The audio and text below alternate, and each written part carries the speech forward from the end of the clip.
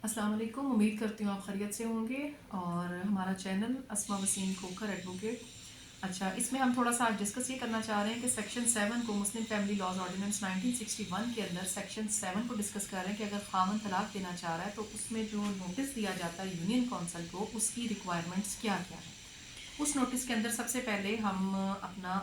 पहले मैं आपको ये बता देती हूँ कि वो नोटिस 1200 रुपये के स्टाम्प पेपर के ऊपर लिखा जाता है और उसके अंदर हम अपना नाम, वल्दियत और अपना शनाख्ती कार्ड मेंशन करते हैं। इसी तरह से अपोजिट पार्टी का जिसको हम तलाक दे रहे हैं, उसके बाद हम उसके अंदर अपनी शादी की डेट को मेंशन करते हैं, क्योंकि हम तलाक दे रहे हैं तो हमने बताना है कि हमने शादी हमारी कब हुई थी, किस तारीख को हुई थी। उसके बाद अगर हमारा कोई बच्चा कोई भी हमारा इसमें है तो हम उसको मेंशन कर देते हैं कि हमने शादी इतना अरसा रही और उसमें से ये हमारे वतन से ये बच्चे पैदा हुए या क्या था।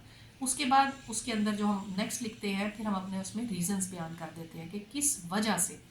इसमें रीजंस में हम दोनों चीज़ें डाल सकते हैं। समटाइम्स रीजंस में आ जाता है कि हमारी आपस में नहीं बन पाई थी, आपस में कोई नाचाकी, कोई भी सुलह सफाई की गुंजाइश ख़त्म होती नज़र आई थी, जिस वजह से हमने इसको इस तरफ ले आए हैं प्रोसीजर को। और दूसरी वजह ये होती है कि समटाइम्स हम दोनों आपस में सुलह सफाई के साथ ही एक दूसरे के साथ नहीं रहना चाह रहे, हमें नहीं समझ आ रही एक दूसरे के मिजाज, और हम सुलह सफाई के साथ ही इसको लेके चल रहे हैं और मर्द इस तरफ प्रोसीड कर जाता है तलाक के लिए। ये रीजंस बताने के बाद हम आखिर में उसके अंदर अपना डेट वगैरह और अपने मेंशन करते हैं उस डेट को कि इस डेट से लेके ये तलाक आज पहली दी है और ये इफ़ेक्टिव होगी आज की डेट से। फॉर एग्ज़ाम्पल कि आज 1 दिसंबर है और मैं 1 दिसंबर 2025 को ये तलाक पहली दे रहा हूँ, लिख रहा हूँ इस नोटिस में, क्योंकि ये 3 नोटिस जाते हैं हर महीने महीने से हमें देने होते हैं यूनियन काउंसिल में। तो हमने आज इसको 1 दिसंबर से पहली तलाक को इफ़ेक्टिव कर दिया है।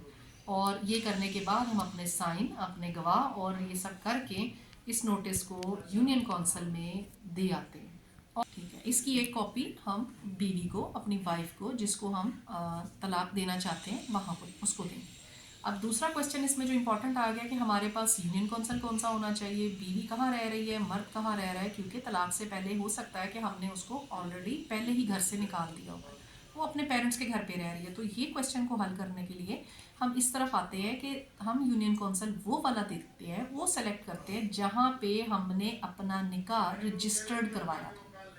क्योंकि रजिस्टर्ड निकाह आज समझे लाहौर में किया है और उसके बाद हम शादी के बाद इस्लामाबाद में मुकीम हो गए हैं या हम मुल्तान चले गए हैं या उसके अंदर ही कोई अपनी जगह बदल लेते हैं, रेजिडेंस बदल लेते हैं, तो इसलिए मुतल्लिका हमारा जो यूनियन काउंसिल होगा वो है जहाँ पे हमने अपना निकाह रजिस्टर्ड करवाया था, उसको देंगे क्योंकि उसके पास हमारा रिकॉर्ड है सारा। तो हमें वो जो है मुनासबत है हमारी कि हम उस रजिस्टर अपना यूनियन काउंसिल को अपना नोटिस सबमिट करवाते हैं, फिर वो आगे से उसकी प्रोसीडिंग स्टार्ट करता है और 90 दिन के प्रोसीजर के अंदर वो रिकन्सिलिएशन करवाता है। हो गई तो आपकी शादी इंटैक्ट है, कंटिन्यू हो जाती है, नहीं होती तो फिर वो अपना एक तलाक सर्टिफिकेट, इफेक्टिव सर्टिफिकेट जारी कर देता है जो हम ले लेते हैं। और उसके बाद हमारे पास ये पहचान होती है कि अब हमने डिवोर्स दे दिया है, अब वो हमारी लीगल या शरई बीवी नहीं रही है। इसी तरह से सेम औरत के लिए कि अब ये मेरे लिए लीगल खामंद नहीं है या शरई लिहाज से भी ना महरम है दोबारा से। और नोटिस के बाद का जो प्रोसीजर है सारा, उसके ऊपर मैंने अपनी एक डिटेल वीडियो अपने इस चैनल पे अपलोड कर दी हुई है। अगर आप लोग देखना चाहते हैं तो आपको उसका लिंक डिस्क्रिप्शन में दे दिया गया है, आप उसको खोलें, उसको क्लिक करें और डिटेल वीडियो को जानिए कि सेक्शन 7 में डिवोर्स बाय हस्बैंड किस तरह से दी जाती है। मैंने उसको स्टेप बाय स्टेप पूरे प्रोसीजर को उसमें डिस्कस कर दिया है आप लोगों की आसानी के लिए।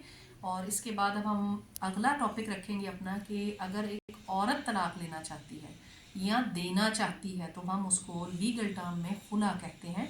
तो हम अपनी अगली वीडियो में उसको डिस्कस करेंगे आपके साथ, ताकि आपको उसके लिए भी आसानी हो जाए। और बाकी अपना ख्याल रखिएगा। वीडियो देखने का बहुत शुक्रिया। अल्लाह हाफ़िज़।